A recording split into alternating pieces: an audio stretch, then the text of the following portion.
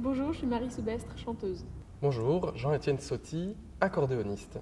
Bonjour, Constance Ronzati, violoniste. Bonjour, Marussia Genteuil, pianiste.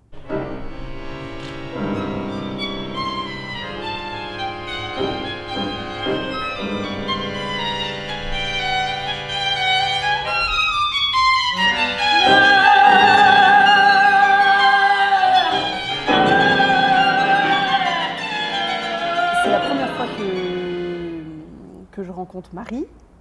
Oui. Marussia, on se connaît parce qu'on a déjà joué ensemble, mais dans un autre cadre. Et avec Jean-Étienne, on se connaissait de vue, mais pour l'instant, nous n'avons pas encore joué ensemble. J'avais joué avec sa fille. J'avais pas encore eu l'honneur de jouer avec lui. Ouais, on se connaissait pas du tout. Mais on se connaissait de vue parce qu'on est tous les trois en doctorat au CNSM, au conservatoire à Paris. Il s'agit de... Alors on va jouer ce soir le tango allemand de Mauricio Kagel, qui est le compositeur compositeur contemporain référent du festival.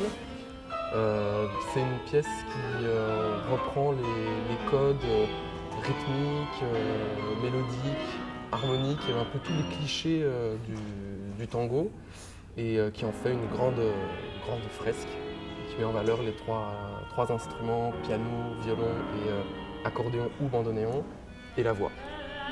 Alors moi je suis soprano, c'est une partition qui est normalement pour baryton et mezzo-soprano.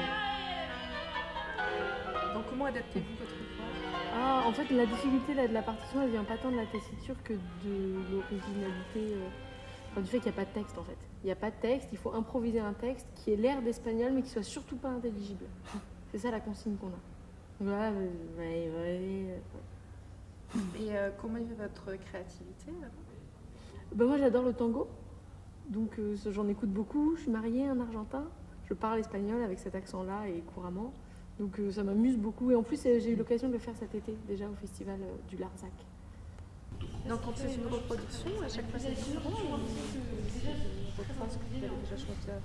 Non, j'essaye de ne pas reprendre ce que j'ai fait avant, mais souvent c'est quand même pareil. Je confirme.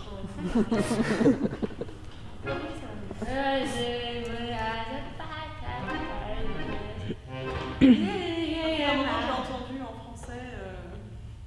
Tu peux dire des coups. À un moment, tu as parlé en français. Ah bon? Non? Je sais pas, j'ai vraiment. Tu peux cacher des trucs. J'ai vraiment des espagnols quand même qui viennent, c'est plutôt l'espagnol. Mais je vous fasse avec un vrai texte. Je connais pas spécialement le répertoire du tango, de ce style de musique, mais c'est vrai que la musique de Kagel en général c'est encore autre chose, et du coup l'aspect parodique de cette musique aide beaucoup, même si on la connaît pas énormément au départ. Et le fait la répartition, l'écriture de cette pièce, je trouve, fait que forcément on est guidé par la chanteuse et par tout ce qui est texte ou faux texte et vocalité, mais en même temps chaque instrument a son indépendance. Je trouve que c'est très intéressant comme on rebondit et comme on a la parole successivement, comme on dialogue. Et c'est assez bien réparti, même si c'est guidé vraiment par le texte. Et ça aide vraiment à se plonger dans l'écriture, même si on n'y est pas spécialement familier. Il y a quand même un rythme qui est relativement évident quand même dans le tango. On a tous écouté. Donc au début on reproduit un petit peu et après on commence à faire notre propre interprétation, à travailler des choses un peu plus en détail. On est aussi tous les quatre des musiciens qui ont l'habitude de lire des partitions de musique contemporaine ou moderne. Et c'est vrai que ça aide beaucoup au fait que le groupe soit soudé, parce qu'on va assez vite aussi dans la lecture. Et puis la musique de chambre aussi.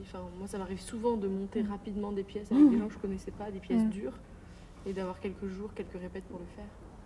C'est agréable aussi. Parce que du coup on se rencontre très vite, on est obligé de se rencontrer vite. Et on a l'habitude de la jouer aussi beaucoup sur scène, donc c'est une sorte de passion commune qui nous réunit facilement.